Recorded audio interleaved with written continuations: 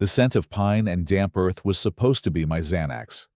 After 25 years of designing secure, self-sustaining communities for people far wealthier and far more paranoid than myself, I was done. Done with the concrete jungles, the boardroom battles, the constant hum of servers, and the quiet, ever-present threat of systemic failure.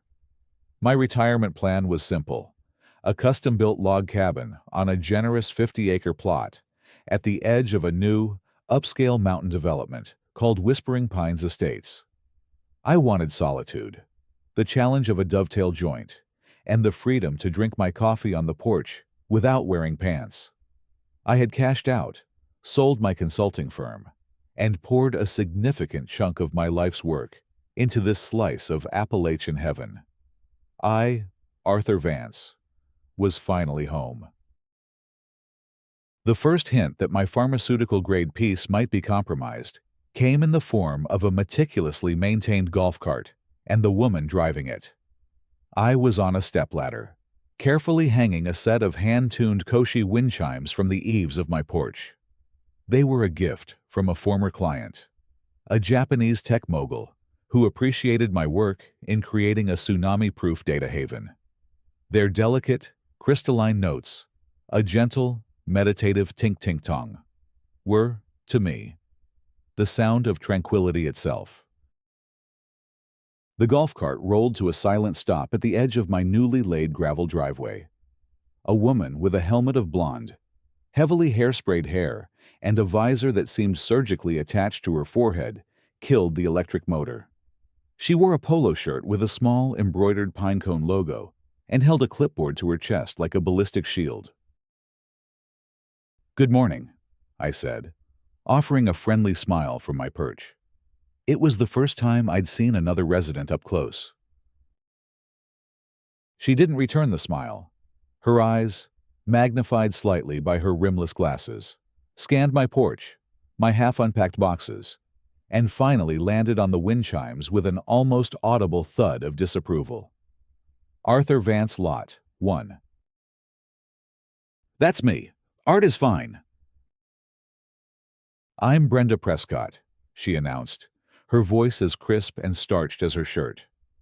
"I'm the president of the Whispering Pines Homeowners Association Architectural Review Committee." It was a mouthful, and she delivered it with the gravity of a Supreme Court justice announcing a landmark ruling. "A pleasure to meet you. Brenda, welcome to the neighborhood. I guess I should be saying to you."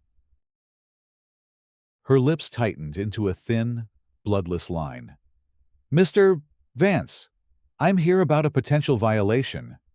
She tapped a perfectly manicured nail on her clipboard.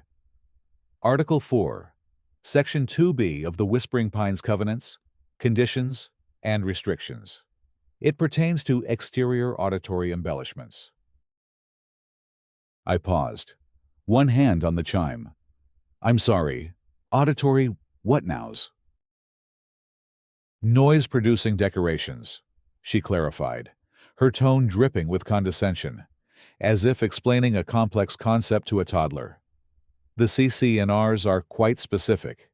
Any exterior item that produces sound, be it musical, percussive, or otherwise, must be approved by the committee to ensure it does not disrupt the natural soundscape and serene atmosphere of the community." I looked from the chimes, currently silent in the still morning air, to the vast expanse of pine forest surrounding us.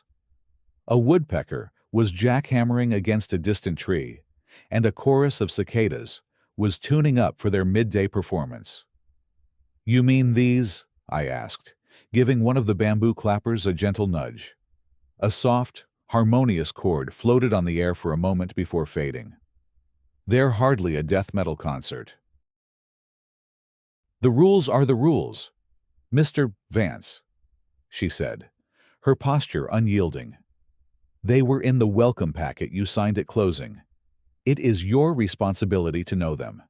You'll need to submit a formal application, including the item's make, model, and decibel rating at a distance of 50 feet. The committee meets on the third Tuesday of every month. Until then, You'll have to take them down." I felt a twitch of annoyance, a familiar ghost of the boardroom frustrations I thought I'd left behind. This was my land, all 50 acres of it. Her cookie-cutter chalet was nearly a quarter-mile away, barely visible through the dense trees. The sheer audacity of it was breathtaking. But, I reminded myself, I was here to de-escalate, to live a quiet life. This was a test of the new Zen art. "All right, Brenda," I sighed, forcing another smile. "No problem. I'll take them down. I'll look for that application online." A flicker of something disappointment triumph crossed her face before being smoothed over into a mask of officious satisfaction. "Excellent. Compliance is key to community harmony." She made a checkmark on her clipboard with a decisive flourish. "I'll also note that your driveway gravel appears to be a shade of charcoal gray, whereas the approved palette specifies mountain slate or riverstone beige. I'll let that slide for now as a gesture of goodwill. Since you're new, just be mindful for future projects." Without another word, she turned, started her silent electric cart, and glided away down the path, a self-appointed queen surveying her pristine, silent kingdom. I stood on the ladder, the beautiful wind chimes held limply in my hand, and watched her go. The woodpecker continued its drumming, a sound far louder and more percussive than my chimes could ever hope to be. The natural soundscape, it seemed, was safe. My illusion of a peaceful retirement, however, had just developed its first hairline crack. I had a sinking feeling that my old life, the one of meticulous planning, documentation, and strategic engagement with unreasonable people, wasn't quite done with me yet. The first official notice arrived a week later. It was printed on heavy, cream-colored cardstock, tucked into a matching envelope, and left propped against my front door. The Whispering Pines HOA logo, the aforementioned embroidered pine cone, was embossed in gold foil at the top. It felt less like a notice of violation and more like an invitation to a gala I had no desire to attend. The subject was not the gravel, as I had half expected, but something new. I had, in my quest for a low-maintenance, ecologically friendly yard, decided to forego a traditional lawn. Instead, I had spent 2 days carefully seeding the cleared area around my cabin with a blend of native Appalachian wildflowers, black-eyed Susans, butterfly weed, purple coneflower. I thought it was beautiful, a splash of untamed color that would attract bees and birds, a stark contrast to the manicured, chemically treated green carpets surrounding the other homes. Brenda Prescott disagreed. The letter, signed with a flourish that could have shanked a man, cited Article 6, Section 5A, Landscaping and Grounds. It stated, with agonizing specificity, that all areas of a property visible from the community road must be maintained as turf grass of an approved fescue or bluegrass blend, mown to a height not to exceed 3 inches. My burgeoning meadow of native flora, apparently, was classified as unmanaged growth and an aesthetic nuisance. I was being fined $50, with an additional $10 for every day the violation remained uncorrected. My initial reaction was a slow burn of disbelief. I reread the sentence about unmanaged growth. I had spent a considerable sum on that seed mix from a specialized nursery.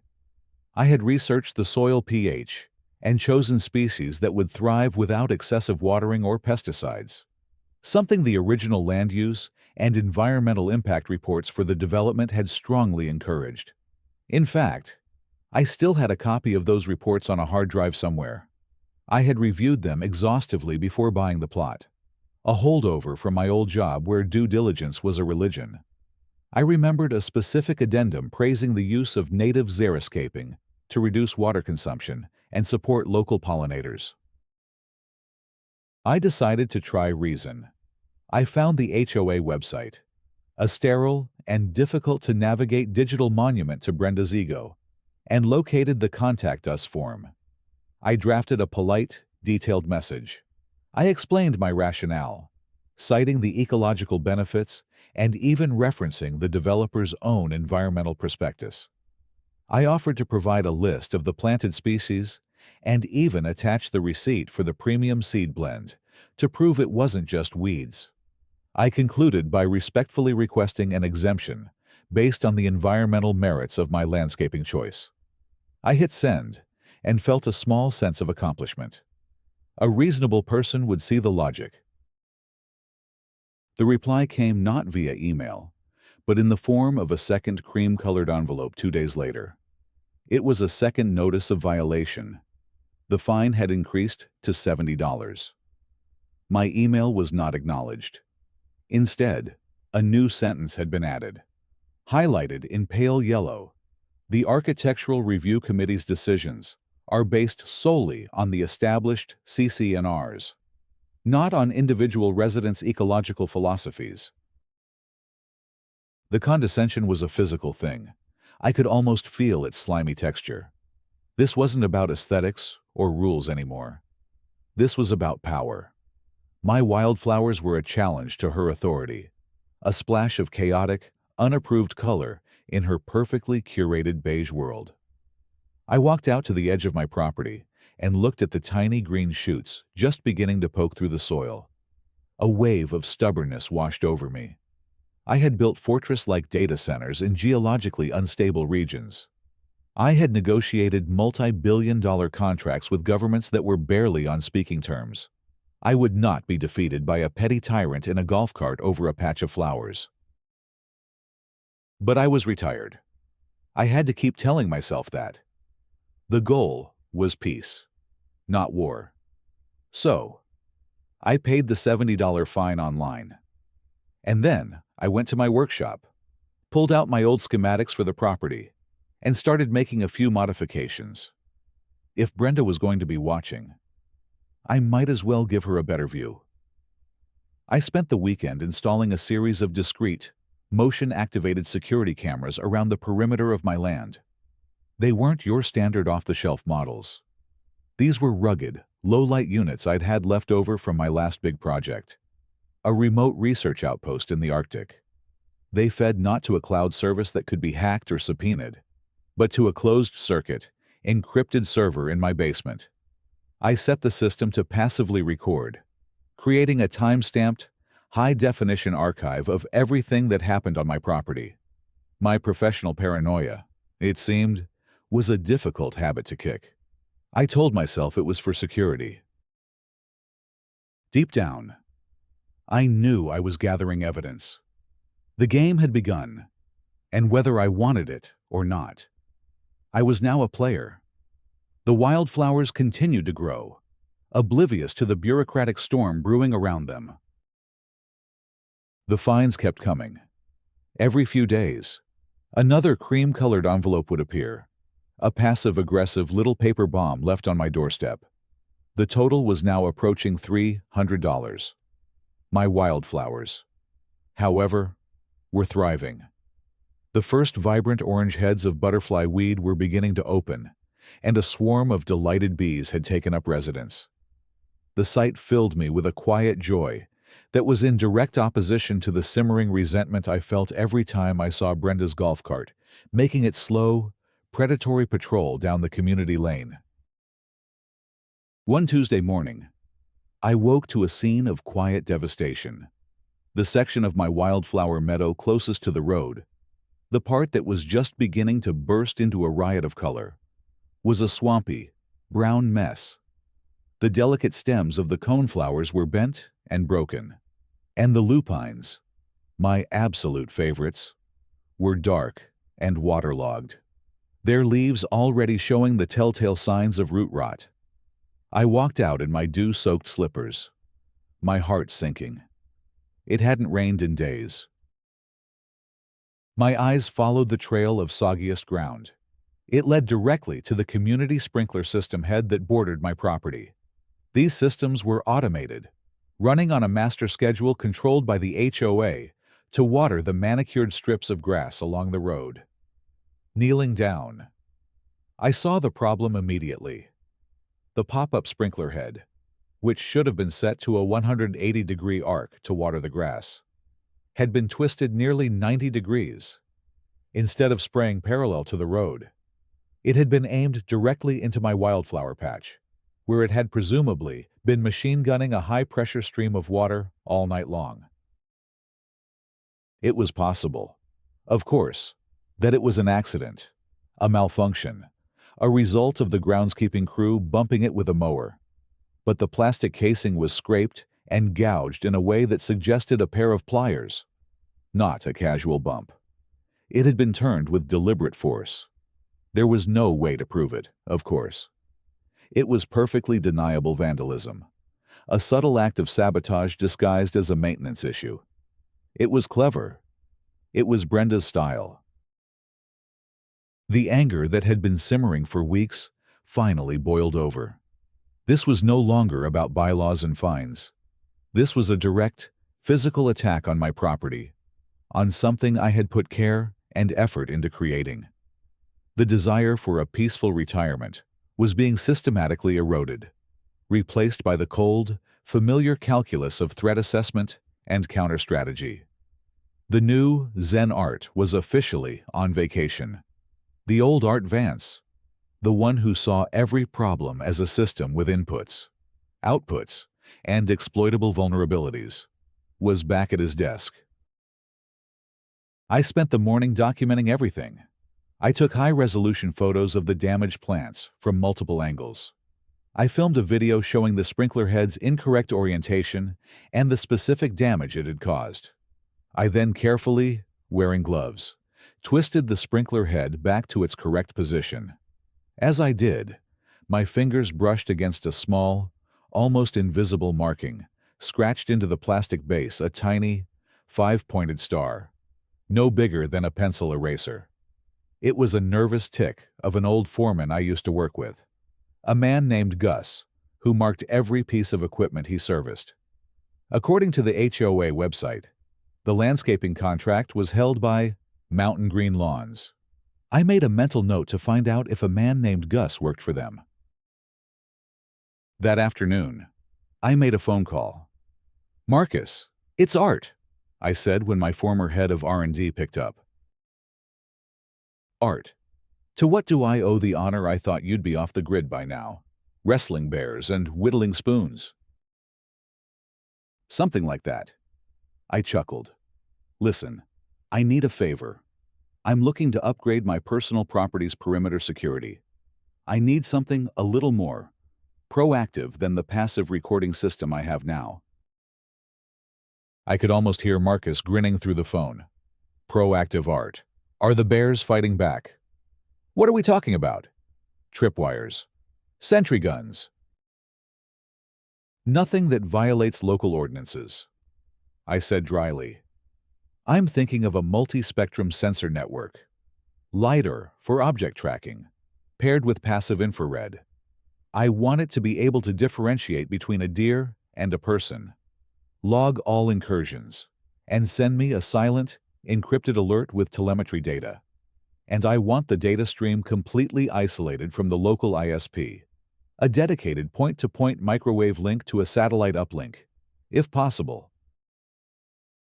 There was a moment of silence on the other end of the line. "Okay, what exactly is going on up there, old man? Are you living next to a Bond villain? This is the kind of stuff we quoted for the Aldafra airbase perimeter." "Let's just say my new neighborhood has a particularly aggressive breed of raccoon," I said.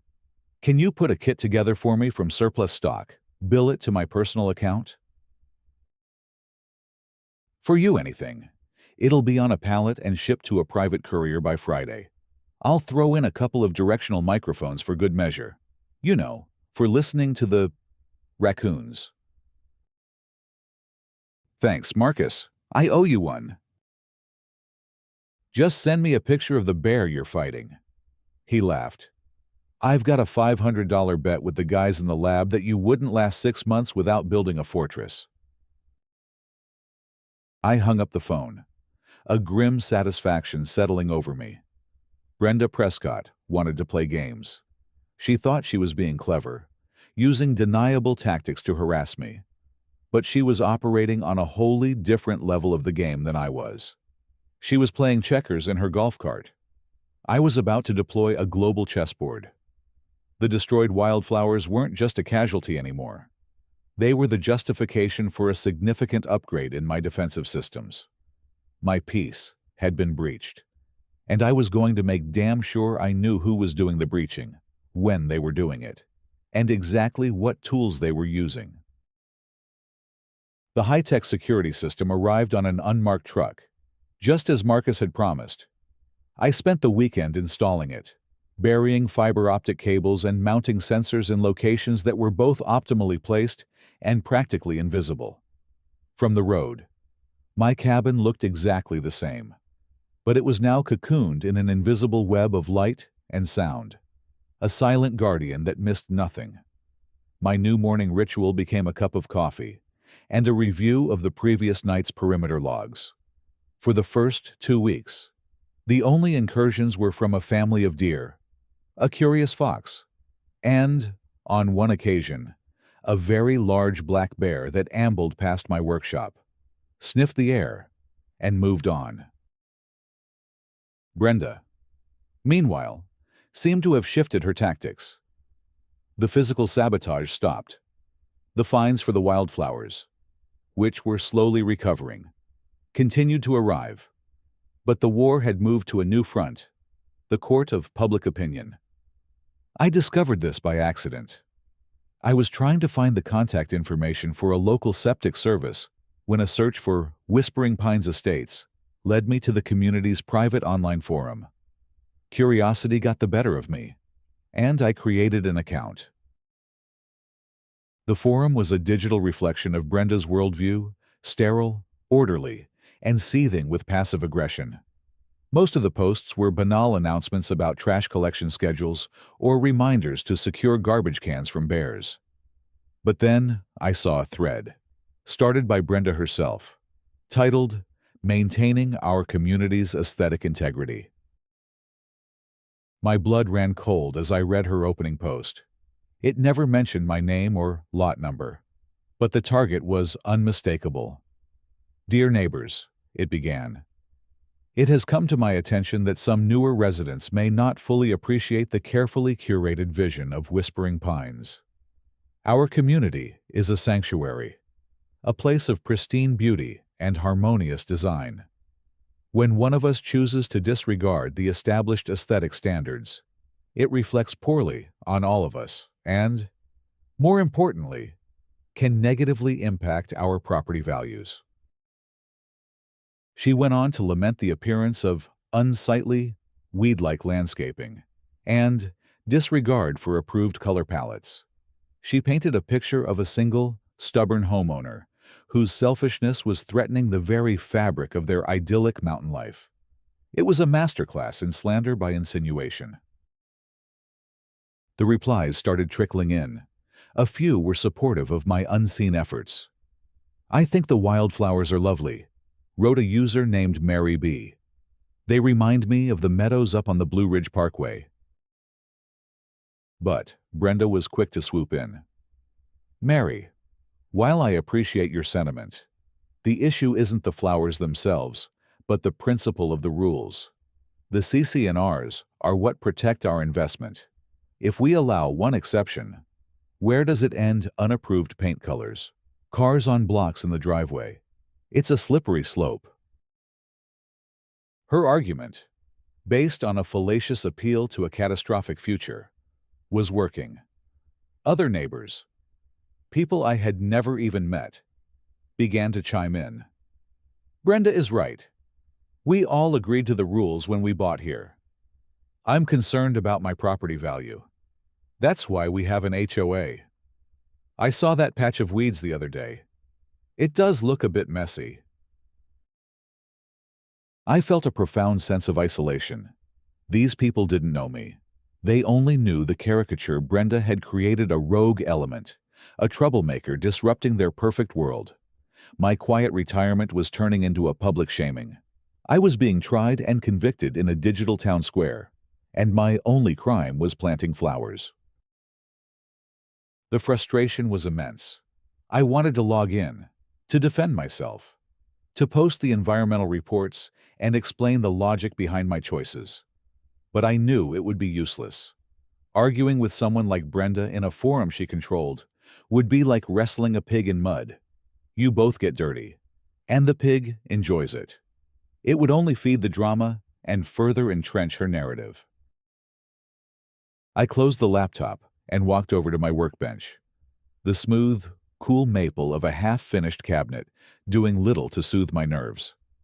My gaze fell on a framed photograph on the shelf, a memento from my old life that I kept as a reminder of both my greatest success and my greatest source of burnout. It was a picture of me, 15 years younger, standing with a group of stern-faced men and women in tailored suits. Behind us loomed the Bastion, a completely self-sustaining, off-grid residential arcology I had designed for a consortium of Silicon Valley billionaires who wanted to ride out the apocalypse in style. It had its own power grid, its own water recycling plant, its own advanced security, and, most importantly, a complex, multi-layered system of governance I had designed to prevent the very kind of petty tyranny that was now plaguing my life. I had managed the social dynamics of 200 of the world's most egotistical, demanding personalities. I had written the code, both legal and digital, that kept their society functioning. A grim smile touched my lips. Brenda thought she was managing a simple HOA. She was using a digital forum to sow dissent and isolate an opponent. It was amateur hour. She had no idea that I had written doctoral-level papers on the weaponization of social media in closed communities. She thought she was isolating me, but she was only giving me a perfect, real-time look at her methods, her supporters, and her vulnerabilities. I wouldn't fight her in her forum. I wouldn't stoop to her level. But I would watch. I would learn. And I would wait for her to make a mistake. She was so focused on the public battle that she was forgetting about the silent, invisible war being waged along the perimeter of my 50 acres. And in that war, I had the supreme advantage. Brenda's next escalation was predictable. The classic move of a petty bureaucrat who feels their own authority is insufficient. She decided to weaponize a real one. I was in my workshop, carefully sanding the edge of a new bookshelf, when I saw the official vehicle coming up my driveway on the security monitor. It was a white pickup truck with the county seal on the door and a light bar on the roof.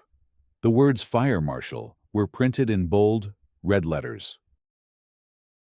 I wiped the sawdust from my hands, took a deep breath, and walked outside to meet him. He was a tall man in a crisp uniform, his face weathered and professional. He had an iPad in his hand and an air of someone who had better things to do. "Arthur Vance?" he asked, his eyes already scanning my property. "That's me," I said, offering a hand. He shook it firmly. "I'm Deputy Fire Marshal Davies. We received an anonymous complaint about your property. Potential fire code violations. Said you'd erected an unpermitted outbuilding and were storing hazardous materials." His gaze settled on my brand new workshop. "Ah," I said, a wave of cold fury washing over me, quickly suppressed. "Anonymous, of course. That would be my woodworking shed. Please, come have a look. I'm happy to show you everything." I led him toward the structure. It was my pride and joy, a 400-square-foot timber frame building I had designed and mostly built myself. "The complaint mentioned an unpermitted structure," Davies said, tapping on his iPad. "Did you get a county permit for this?" "Of course," I replied calmly. I unlocked the shed and swung the wide doors open. Just inside, tacked to a corkboard, was a plastic sleeve. I pulled out the original county-stamped building permit, the approved architectural plans, and the final inspection certificate, signed off on just last month. I handed them to him. He took the documents, his eyebrows raising slightly as he reviewed them. Okay, this all looks in order. Very thorough. He handed them back. The other part of the complaint was about the storage of hazardous materials, finishes, stains, solvents, that kind of thing. Right this way, I said, leading him to the back corner of the workshop. There, inside a bright yellow, double-walled, UL-listed fireproof cabinet, were all my finishing supplies. Every can of stain, varnish, and mineral spirits was neatly arranged on the shelves, with a certified fire extinguisher mounted on the wall right next to it. Davies let out a low whistle. Well, this is better organized than the county's own maintenance shed.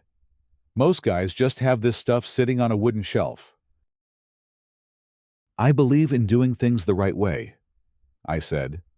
Reduces the variables. It was a phrase I'd used 1,000 times in my old life.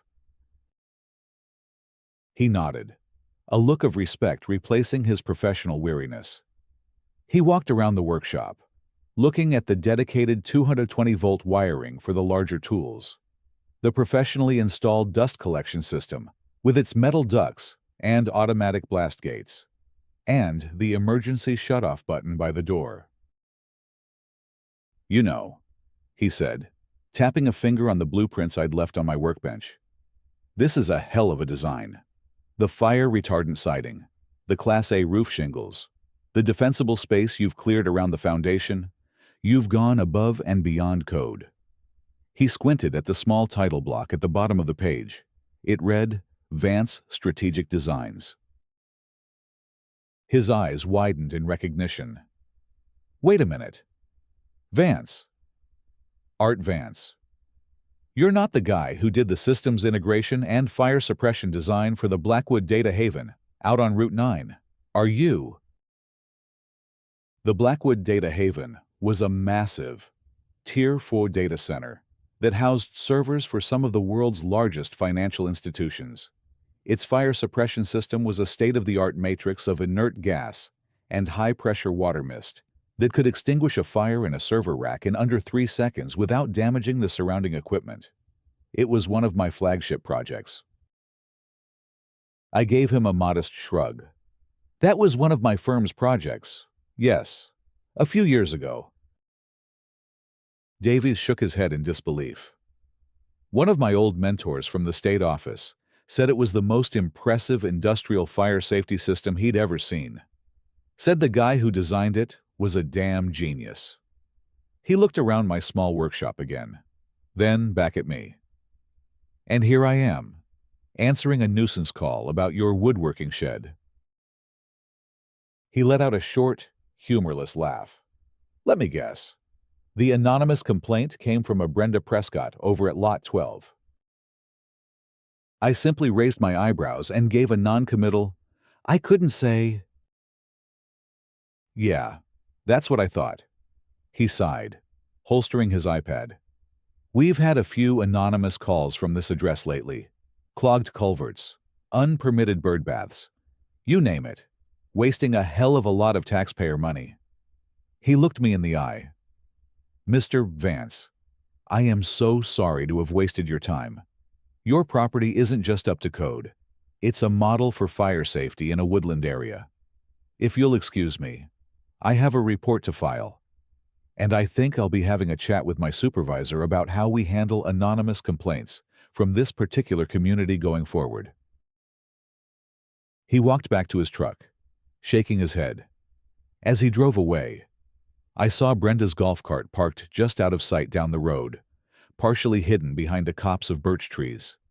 She had been waiting, watching, hoping for a spectacle, hoping to see a bright orange condemned sticker slapped on my workshop door. When the fire marshal's truck passed her without stopping, She remained there for a long moment before slowly turning the cart around and driving away. The victory felt good, but it was tainted. She had failed to hurt me with the law, but she had succeeded in forcing me to defend myself, in bringing the weight of the state to my doorstep. She was probing my defenses, looking for a weakness, and her failure here would only make her more determined, more desperate, to find one. The game was escalating, and I knew her next move would be even more personal and far more dangerous. The failure of the fire marshal gambit seemed to send Brenda into a state of silent, simmering rage. The fines stopped. The forum posts became less frequent. For almost a month, an eerie quiet settled over Whispering Pines. I almost allowed myself to hope that she had given up, that my display of overwhelming competence had finally convinced her I was not an easy target. I should have known better. It was the calm before a hurricane. The final escalation, when it came, was not delivered in a cream-colored envelope or via an anonymous tip. It was a direct, face-to-face confrontation. I was loading some beautiful pieces of figured cherry wood into my truck, planning to take them to a local mill for resawing, when her golf cart whined to a stop at the foot of my driveway, blocking me in. This time, she wasn't wearing her HOA polo. She was in casual clothes, but her face was a thundercloud of repressed fury. She got out and marched towards me, not with her usual clipboard, but with a sheaf of papers clutched in her white-knuckled fist. "Vance," she spat, dispensing with any pretense of politeness. "Brenda," I replied, my voice even. I leaned against the side of my truck, crossing my arms, projecting a calmness I did not feel. My internal threat assessment meter was screaming. "I've been doing some research on you," she said, her voice low and venomous. "It took some digging. You've scrubbed your public profile pretty well, but you can't erase everything." She shook the papers at me. They looked like printouts from a professional background search. Vance Strategic Designs, a very impressive, very exclusive consulting firm. You didn't just sell it, you dissolved it, walked away from everything. I remained silent. My past was my own, and I had no intention of discussing it with her. "Your client list was a who's who of the global elite," she continued, her eyes gleaming with a manic fire. "Tech billionaires, paranoid financiers, reclusive celebrities, people who value their privacy above all else, people who trust you with the blueprints to their lives, their secrets, their safe rooms." She took a step closer, lowering her voice to a conspiratorial hiss. "I wonder how they would feel if they knew their master planner, their security guru, was an unstable, antisocial troublemaker who can't even follow the simple rules of a homeowners association. I wonder what would happen to your sterling reputation if a few anonymous emails were sent out to the board members of your former clients' companies, detailing your difficulties here in our quiet little community." My blood turned to ice. This was no longer about wildflowers or workshops. This was a direct threat to my life's work. My reputation for discretion and stability was the bedrock of my entire career. Even in retirement, it was everything. A single, well-placed rumor, a suggestion of instability, could be catastrophic. It could lead to lawsuits, to professional ostracism, to the unraveling of the quiet life I had paid so dearly to build. She hadn't just found a weakness. She had found a nuke and was threatening to launch it. I uncrossed my arms and stood up straight. The friendly, retired woodworker persona evaporated, replaced by the man who had stared down corporate raiders and hostile government committees. My voice, when I finally spoke, was devoid of all warmth. "Brenda, you need to listen to me very carefully. You are meddling with things you cannot possibly comprehend. The path you are considering, it does not end well for you. I suggest you get back in your golf cart, go home, and forget you ever had this conversation." My coldness seemed to embolden her. She saw it as fear. "Oh, I don't think so," she sneered, a triumphant smile spreading across her face. "I think I finally have your attention. I'm tired of your arrogance, your blatant disrespect for this community. You are going to comply. You are going to rip out those disgusting weeds. You are going to pay every single one of your outstanding fines. And you are going to write a formal letter of apology to the HOA board for your disruptive behavior. You will do all of this by Friday at noon. If you don't, I start making calls. Don't test me, Art. You have no idea who you're dealing with." It was the profound, stunning irony of that last sentence that broke through my rage. She had no idea. She was a child, playing with a loaded gun, giddy with its power, completely oblivious to the fact that it was pointed directly at her own head. I looked at her, at the venomous certainty in her eyes, and I made a decision. I was done de-escalating. I was done trying to be the better man. She had threatened my past, and, in doing so, had given me the key to my future here. She had made this personal. She wanted a war. She was about to get one. But it wouldn't be a war of attrition. It would be a war of annihilation, fought on a battlefield of her own choosing, but with weapons she didn't even know existed. "Friday at noon, Brenda," I said, my voice dangerously quiet. "I understand." She smirked, convinced she had won. "I knew you'd see it my way." She turned on her heel, marched back to her cart, and drove off, leaving me standing in my driveway with a load of cherry wood and a heart full of glacial fury. The time for passive defense was over. It was time to go on the offensive, and I knew exactly how I was going to do it. The final act began, as so many of Brenda's schemes did, with a post on the Whispering Pines Community Forum. It appeared on Thursday evening, the day after her ultimatum. My deadline was less than 24 hours away. The post was titled, in cheerful, bold letters, "Surprise Community Founders Day, BBQ." My eyes scanned the text, a knot tightening in my stomach. "Dear neighbors," it read, "to celebrate our wonderful community and the spirit of togetherness, I am thrilled to announce a last-minute Founders Day, BBQ. Let's all gather for hot dogs, camaraderie, and fun in the sun. The festivities will be held this Saturday at 1:00 p.m. And in a wonderful gesture of community spirit, our newest resident, Art Vance, has generously offered his beautiful meadow and cabin grounds at Lot 1 as the venue for our celebration. Let's all give him a huge Whispering Pines welcome and thank him for his gracious hospitality. Please RSVP so we can get a head count for food. I'm expecting we'll have at least 100 of our friends and neighbors there." I stared at the screen, my mind a maelstrom of shock and cold, crystalline rage. This was it.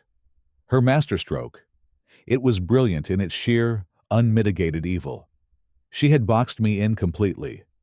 If I said nothing, 100 people would descend on my private property, assuming they were invited. I would be forced to either let them trespass, cementing her victory, or turn them all away, making me look like a monster and validating every lie she had ever told about me. If I posted a rebuttal on the forum, it would devolve into a messy, public, he said, she said argument, where I would look defensive, and she would play the victim of my instability. She had taken my home, my sanctuary, and publicly declared it a community park. And she had done it the day before her deadline, ensuring I would be too preoccupied to address her threats to my career. She thought she had checkmated me. I didn't reply to the post, I didn't call her. I didn't do anything. I simply watched as the RSVPs flooded in. What a great idea. Brenda. Can't wait. Thanks so much, Mr. Vance. We'll bring a potato salad. My name was being invoked over and over. My generosity praised, my character lauded, all based on a lie. By Saturday morning, the official headcount was 112 people. I spent Friday calmly and methodically. I made a few phone calls. I sent a few encrypted emails. I spent the rest of the day in my workshop, the rhythmic scrape of a hand plane on wood, a meditative counterpoint to the storm that was about to break. Saturday arrived. A perfect, sun-drenched Appalachian afternoon. At 12:45 p.m., I sat on my porch, sipping a glass of iced tea, and watched my security monitors. The first cars began to appear at the bottom of the long, winding road that led to my property. One by one, they made their way up, a caravan of SUVs and sedans filled with families in festive moods. They found my driveway blocked by a heavy, automated gate of black steel and native stone, a gate that hadn't been there the week before. I had installed it myself, a final piece of my security upgrade. It was currently, and immovably, closed. A line of cars began to form. At precisely 1:00 p.m., Brenda's golf cart appeared, zipping past the line to the front. She got out, beaming, clipboard in hand, ready for her moment of triumph. She saw the gate, and for a split second, a flicker of confusion crossed her face. But it was quickly replaced by righteous indignation. She marched to the call box on the stone pillar. I pressed the talk button. "Hello," my voice echoed from the speaker. "Vance, it's Brenda. Open the gate." "Everyone is here," she demanded, gesturing to the line of confused residents behind her. "I'm sorry, Brenda," I said, my voice calm and clear. "There seems to be a misunderstanding. This is private property." Her face contorted in a mask of theatrical disbelief. She turned to the growing crowd. You see what I have to deal with. He invites the entire community and then refuses to open the gate. This is the kind of behavior I've been warning you all about." She turned back to the call box. "Open this gate right now, Art, or I swear I will make those calls. This is your last chance." That was my cue. I stood up, walked down the porch steps, and began the short stroll down my long driveway toward the gate. The crowd murmured as I approached. I was a silhouette against the bright sun, a lone figure walking toward the mob. Brenda stood her ground, a smug, contemptuous look on her face. She thought this was the final confrontation, the public humiliation she had engineered. She was right about one thing. It was a public humiliation. I reached the gate and looked not at her, but at the assembled homeowners. They looked confused, annoyed, and embarrassed. "Good afternoon, everyone," I said, my voice steady. "My name is Art Vance. I own this property. I'm afraid you've all been misled. I did not, at any point, offer my land for an HOA barbecue. You are trespassing." Brenda laughed, a shrill, ugly sound. "He's lying. He's unstable. He's trying to ruin our Founders' Day." "Brenda," I said, finally turning to face her, my voice dropping to a steely calm. "You made a threat. You tried to leverage my past against me. You gave me a deadline of Friday at noon to submit to your blackmail." She blanched, but quickly recovered. "Blackmail? Don't be ridiculous. I was simply reminding you of your community obligations." "My obligations are to the law and to the legally binding contracts I have signed," I said. "And since you forced the issue, I spent yesterday reviewing some of those contracts with my legal team." Just then, a sleek, black sedan that had been waiting patiently at the back of the line made its way to the front. The driver, a man in a sharp suit, got out and opened the rear passenger door. Out stepped a distinguished, silver-haired man in his late 60s. It was Jonathan Sterling, the founder and primary developer of Whispering Pines Estates. A man no one had ever seen at an HOA meeting. A wave of shock rippled through the crowd. Sterling walked calmly to the gate, gave me a brief, apologetic nod, and then turned to face the homeowners. His face was grim. "Good afternoon," Sterling said, his voice carrying an easy authority that Brenda could only dream of. "I apologize for this circus. It seems there has been a grave miscommunication, orchestrated by your HOA president." He looked directly at Brenda, who now seemed to be shrinking. "Ms. Prescott, it has come to my attention that you have been harassing, fining, and attempting to blackmail Mr. Vance for months. Today, you capped that campaign by fraudulently claiming his private property was available for an HOA event, exposing this entire community and my development corporation to a massive liability lawsuit." Brenda sputtered. He was violating the bylaws. I was just doing my job." "Your job," Sterling cut in, his voice like ice, "was to administer the fair and reasonable application of the CC&Rs, not to wage a personal vendetta. Which brings me to my next point." He turned back to the crowd. "You all seem to be under the impression that Mr. Vance is just another homeowner. You are mistaken." He gestured toward me. "This is Arthur Vance, of the former Vance Strategic Designs. Before any of you ever saw a sales brochure for Whispering Pines, I hired Mr. Vance's firm. He didn't just buy a lot here. He conducted the initial land viability studies. He consulted on the infrastructure, the water rights, the road layouts. He designed the security protocols, the emergency response plans, and he helped my legal team draft the very CC&Rs that Ms. Prescott has been using as her personal weapon." A collective gasp went through the crowd. Brenda's face had gone from red to a ghostly white. Her mouth opened and closed, but no sound came out.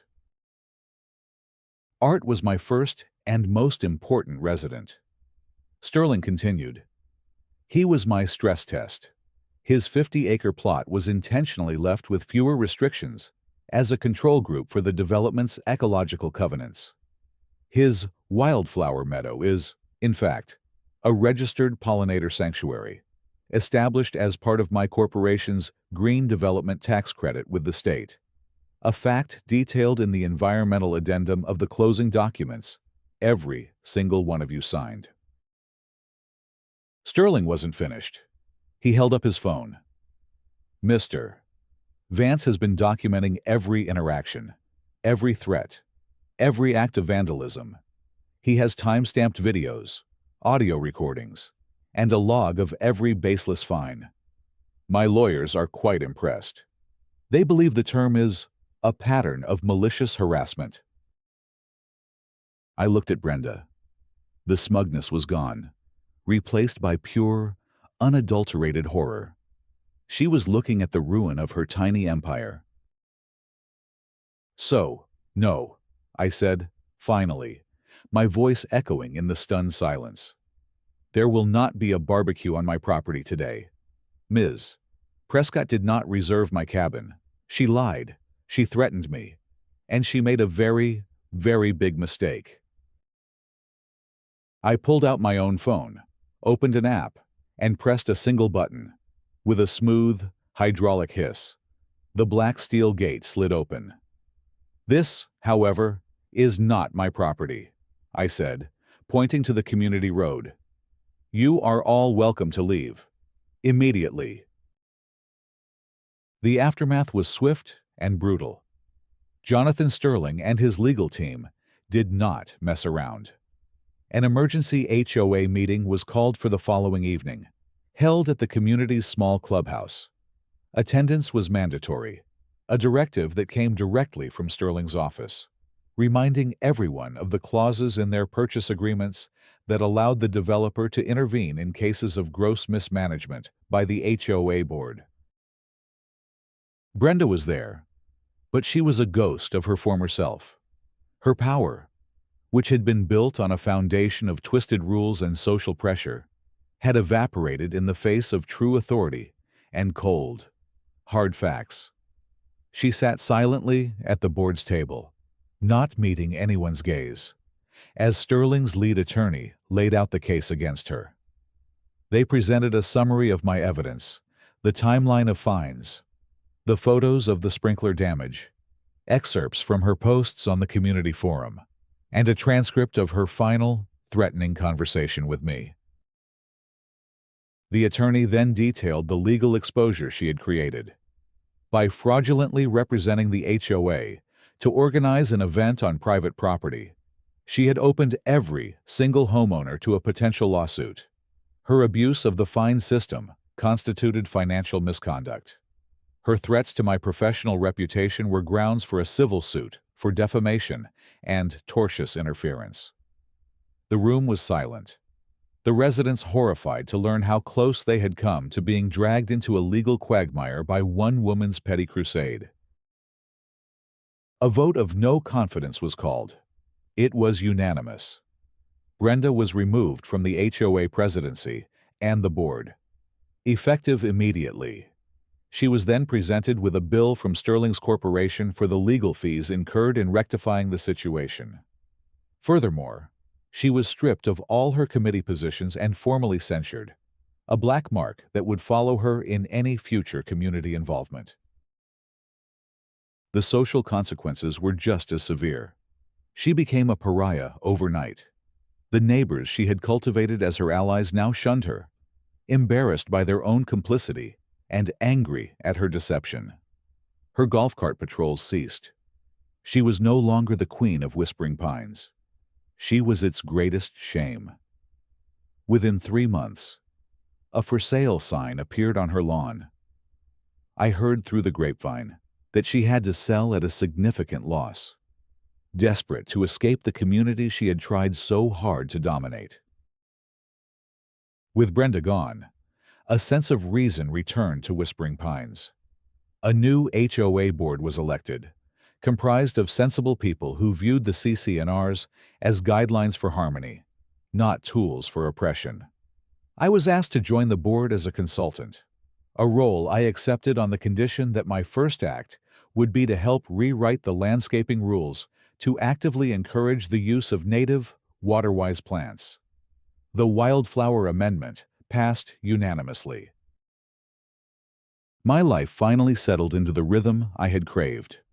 The high-tech security system still hummed silently in the background, but its logs were now filled only with the nightly wanderings of deer and foxes. My workshop became my sanctuary once more, a place of creativity and focus. My wildflower meadow, now free from sabotage, flourished into a breathtaking tapestry of color that became a beloved sight for everyone driving by. Sometimes, I sit on my porch in the quiet of the late afternoon, listening to the gentle, crystalline notes of my koshi wind chimes, which now hang permanently from the eaves. The sound no longer represents a point of conflict, but a symbol of a hard-won peace. I had come to the mountains seeking a quiet life, and in a way, I had found it. I just had to burn down a petty tyrant's little kingdom to get there.